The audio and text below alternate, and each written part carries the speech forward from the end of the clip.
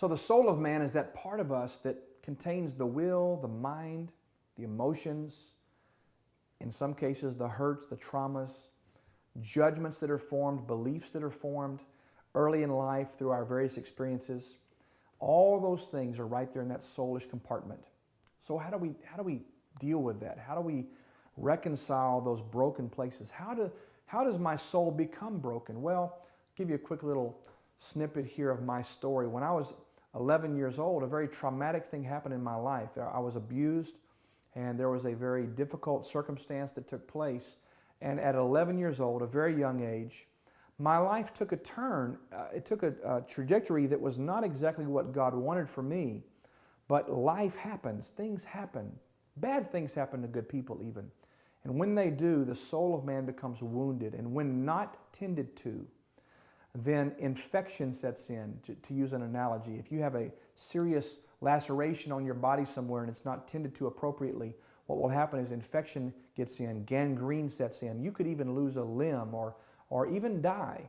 And what happens with the soul of man is most people stuff these feelings away. They stuff these events away. They don't want, the human mind does not want to deal with difficult things. So we have this ability somehow to compartmentalize and stuff it away. And as my father used to tell me, son, pull yourself up by the bootstraps. Don't cry, just move on. And that all sounds good, but it's not the way life really works, because over time, those broken places in our heart, broken places in our soul begin to erode away. It's like a cancer just eating at you from the inside.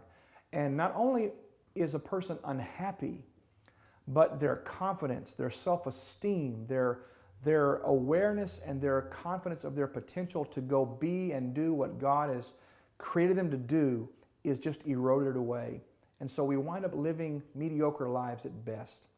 So the soul becomes broken through traumatic events, through limiting beliefs that are introduced through various processes and events in our lives. Maybe we're taught to think a certain way.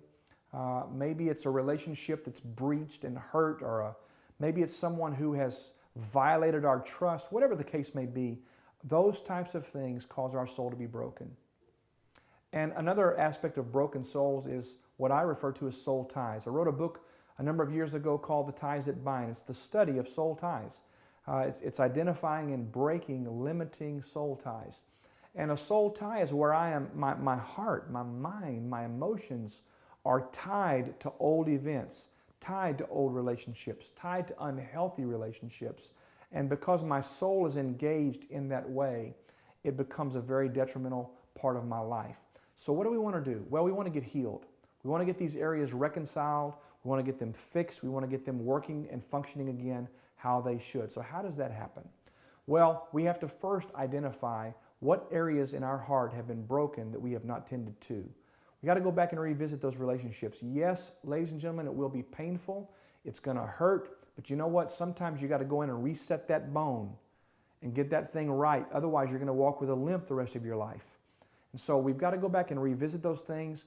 I would encourage you to have a counselor or a coach or a mentor or a friend help you to identify the areas in your own life where those breaches might have taken place, where broken places might have occurred, and where there might be existing fragmented pieces that need to be dealt with and tended to. They can be healed. I want you to have hope. They can be healed. Broken hearts are healed. Broken minds are healed. Broken places in our psyche can be healed. And I believe with all of my heart that you can in fact realize that in your own life. My name is Brian Holmes. I trust this has been a blessing to you. Until next time, may God richly bless you. May He give you a grace to explore these areas in your own heart. And may you find success in everything that you do. God bless.